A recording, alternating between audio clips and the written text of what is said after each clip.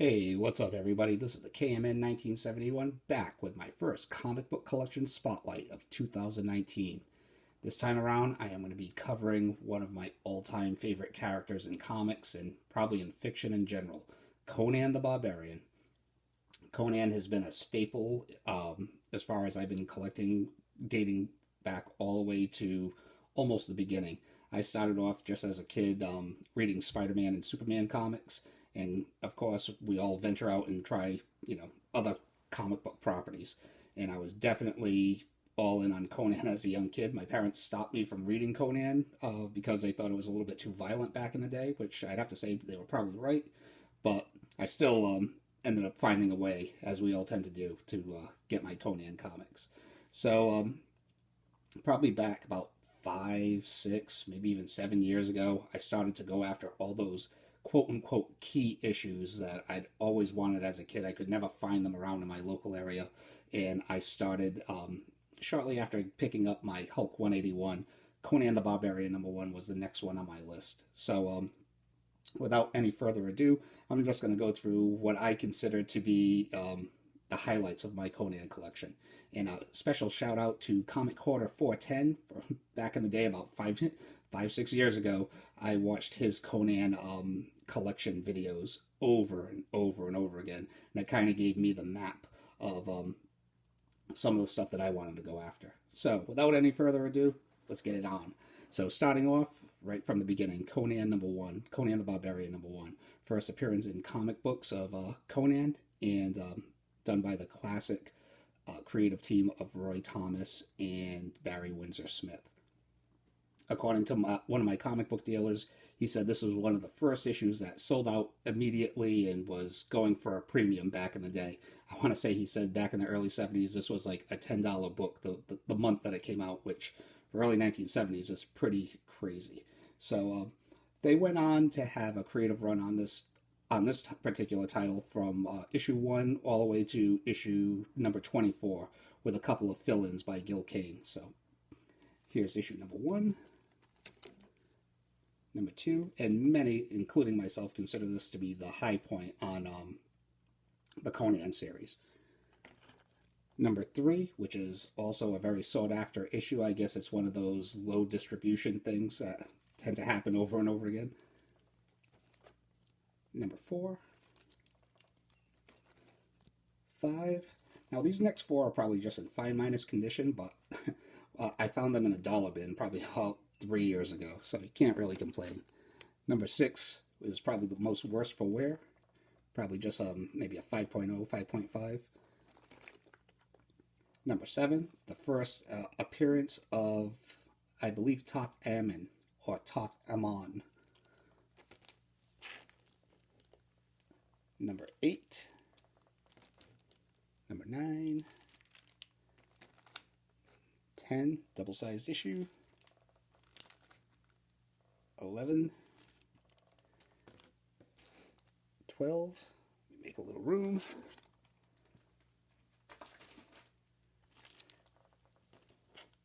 number 13,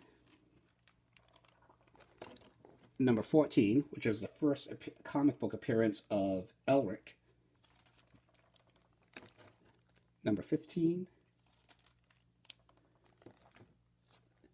16, 17, which, if I remember correctly, I believe this is one of the fill-in issues, as well as this one. I haven't actually busted into these comics in years, so and I'm old enough not to trust my memory. So number 18, another Gil Kane fill-in issue. Number 19, back with the awesome Barry Windsor Smith artwork, which you can just see as Comic Quarter said, 410 said way back in the day. You can tell kind of like from the early issues where he was more influenced by Jack Kirby's artwork to how he's developing more of his Barry Windsor Smith style that we've all come to know and love over the years. So here's number 20. Number 21, one of my favorite Barry Windsor Smith covers. Number 22, which is actually a reprint of issue number 1. Number 23, which for most of my years collecting, this was considered to be the first appearance of Red Sonja. And over the last couple of years, this somehow is morphed into the first appearance of Red Sonja. So I can totally understand like maybe a last page, splash page, or only a couple of panels being a cameo appearance. But here is my beater copy of Conan the Barbarian number 23. And if you won't mind me bringing this video to a halt for a second. Let's see. Alright. So excuse the bad camera work. But here you have Red Sonja. Is it? Alright, sorry about that. Alright, screeching halt. So as you can see, Red Sonja makes her debut there. So there's like 2 panels there. Then you have a whole page of her slashing and bashing alongside Conan. Conan tries to say thank you to her. She says piss off. And then later on in the issue, so that was like several panels right there. And then we have another full page of Red Sonja action alongside Conan. So I would have to say still, that is still her first appearance. Sometimes comic apps and even CGC get it wrong. There's a lot of books to cover, and it's just a nature of the beast. But just had to put that little comic book misconception out there. Conan the Barbarian number 25, which is the first John Buscema artwork on Conan the Barbarian. And as I said in my last video, I pretty much consider John Buscema to be synonymous with Conan, like Kurt Swan is synonymous with Superman, and Jim Aparo is synonymous with Batman. Just huge volumes of work on those particular characters. Conan the Barbarian number 37. The only thing that makes this issue special is that it contains a cover and interior artwork by the great Neil Adams. When I initially bought this book off of Midtown, probably about 4 years ago, it was like a $4 or $5 book, and now it's priced at like, I don't know, like 35, 37 bucks for a mint copy. So this is not a mint copy. This one's only probably VF minus. Conan the Barbarian number 58, the first full appearance of Bailey. Conan the Barbarian number 241. This is the issue where Roy Thomas came back and they tried to save the Conan title. So they had Roy Thomas, pretty much the quintessential Conan author of the 1970s and 80s, and they tried to put A-list artists, at least on the covers, to draw people back. Eventually, it did not work. But right here we have a cover art by the Todd father, Todd McFarlane. And number 242, which is done by one of my all-time favorite artists, Jim Lee. And there were also other artists that contributed to those covers. R. Adams, Will Spatracio, to name a few. So I would recommend seeking them out. I found those all in dollar bins, as many of you will also with Conan comics. Here's Conan the Barbarian number 275. This is the last issue. Very tough black cover, low print run. So that one I doubt that you'll find in the dollar bin. But if you did, I would definitely snatch it up. Giant size Conan the Barbarian number 1. This book only will, well, you might find that in the wild for like $5, but usually it goes for between like $10 and $20 in a high grade. And this features a very loose cameo of Bailey. King size Conan the Barbarian number 1. This is actually the first Conan annual, and it's basically just a cover grab, because if you own all of the Barry Windsor Smith Roy Thomas run, you basically own the 2 stories that are featured in this issue. But this is probably my all-time favorite Barry Windsor Smith Conan cover. So, pretty cool. Alright, a little abstract stuff.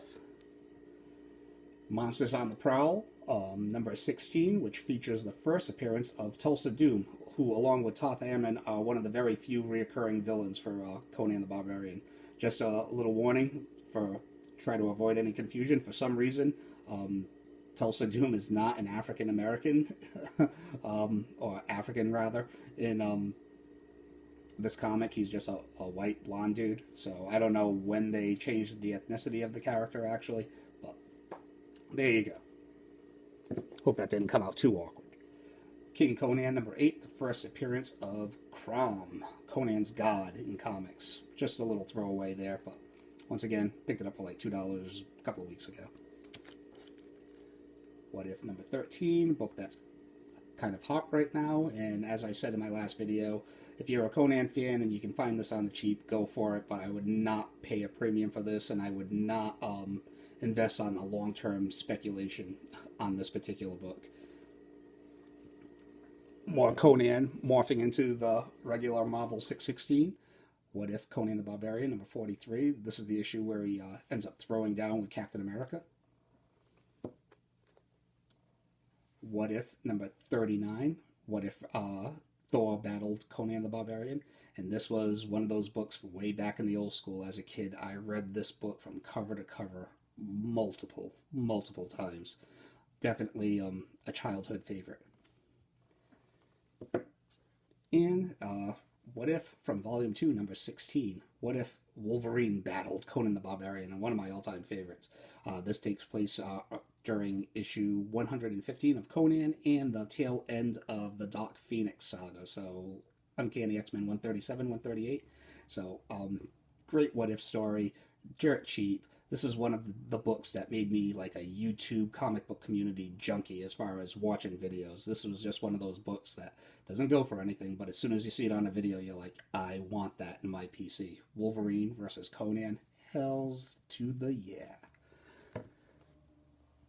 Conan versus Rune, number 1. The only reason to have this is for those Barry Windsor Smith completists out there. Just Conan, drawn by Barry Windsor Smith. Enough said. So, that was pretty much the end of the... Well, actually, no, it wasn't. What am I saying? That was not the end of the Marvel tenure. Let's get into some magazines, shall we? So, Savage Tales, number 1. Book I just picked up last year.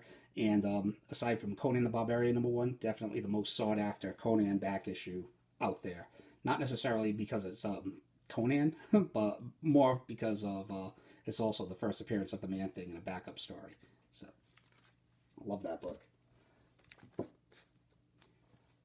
Savage Tales number 2. And once again, for those Barry Windsor Smith completists out there, for a long time I just thought it was Conan 1 through 24, and that would complete the Roy Thomas Barry Windsor Classics Conan run.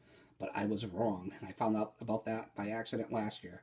He also did the first, I believe, like 3 issues feature original stories by Roy Thomas and Barry Windsor Smith. So here's issue number 2. Here's issue number 3. Oh, and actually, and issue number 4 also contains a story by Barry Windsor Smith, but it's the backup story. The lead story in this particular issue is done by the cover artist, Neil Adams. So how much bang for your buck you have there. You have a Neil Adams cover, and you have 2 Conan stories, one illustrated by Neil Adams and another illustrated by Barry Windsor Smith. Yes. Savage Tales number 5, another Neil Adams cover featuring Conan and Khazar and Zabu. Very cool. Eventually, Conan jumped from Savage Tales to Savage Sword of Conan, classic cover, Conan and Red Sonja versus an army of undead. How cool is that? Savage Sword of Conan number 5, just one of my all-time favorite Conan covers, and anyone that saw the Conan Barbarian movie with Arnold Schwarzenegger from the early 1980s is familiar with this scene. Some other cool Conan magazine stuff. Marvel Super Special, number 2. And number 9, featuring Red Sonja. These go for probably between, like, I don't know, like 10, 15 bucks online, but I never see them around, so I thought it was worth showing them off. And another Conan mag that I read from cover to cover multiple times as a young kid, Conan the Barbarian, the Marvel Super Special magazine, number 21. which features the Conan Barbarian, their adaptation of the the Barbarian movie. Ooh, having a hard time spitting that one out.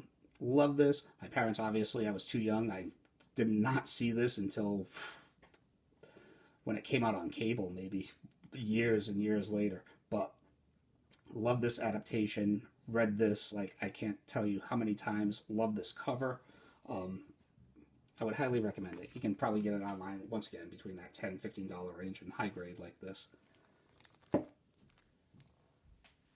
Conan the Barbarian, the Horn of Azoth. Now we're into the Conan OGNs that I have in my collection. This was the original sequel to Conan the Barbarian, written by Roy Thomas and Jerry Conway. I guess what happened was they ended up going with that horrendous Conan the Destroyer sequel, so they ended up just throwing the story into a graphic novel. And it was pretty good. I'd have to say it was definitely better than Conan the Destroyer. Oof.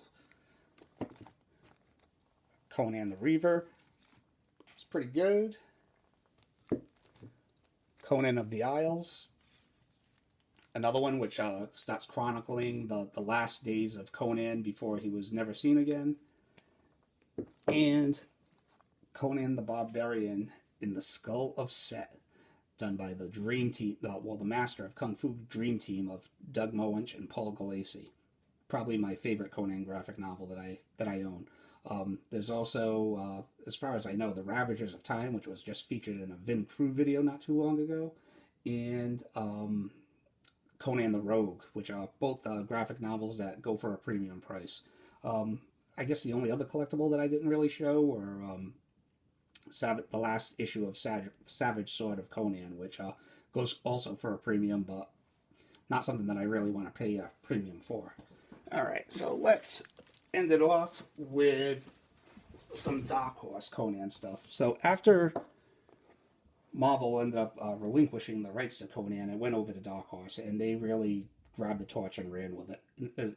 As far as I'm concerned, Kurt Busiek and Cary Nord's run on Conan is one of my all-time favorite modern runs. I put it up there with Remender's X-Force, Brubaker's Captain America, Whedon and Cassiday's Astonishing X-Men, Morrison's Batman, Jeff Johns' Green Lantern, all of those, Bendis and Mayleaf's Daredevil, you name it. I will throw this run in there. Just beautiful stuff, beautifully colored, beautifully illustrated, and written to perfection. So here's Conan #1 from that Dark Horse series, and here is the God Ugly second print by J. Scott Campbell. I just thought it was so weird that I had to show it off. And I have to throw in one of my all-time favorite Conan storylines. So kind of how Jason Aaron was doing it with the with the current Star Wars series. He'd have these fill-in issues with Ben Kenobi telling different parts of Ben's story through different eras. And that's basically what Kurt Busiek was doing with these fill-in issues, was basically telling the first real definitive origin of Conan throughout his lifetime. So it starts off with, obviously, the birth of Conan, born on the battlefield, and it goes all through his adolescent years, and up to his teenage years, where he first, encounters a major battle. So I consider this to be the definitive origin of Conan, and for any Conan fans, I highly recommend it. Dirt cheap. So here's number 8, number 15, number 23, number 32, number 45, and the Siege of Venarium, which I believe, hopefully I'm not butchering the pronunciation too badly, but this was a battle that was referenced all the way back to Conan the Barbarian #1, Volume 1 from Marvel. So it was very cool to actually see what actually happened. Number 46. And they also put out, they put out a lot of Conan content, but they also came out with Conan Classics. So if you don't want to pay a premium price for #1 and you missed out on the True First that came out a couple of weeks ago, you can hunt this one down too, which is Conan #1 and only recolored and looking nice. And lastly, we'll just leave it off with Conan the Barbarian #1 from the volume that just kicked off last month. This is my particular favorite cover from it. This is the Lucio Perillo cover.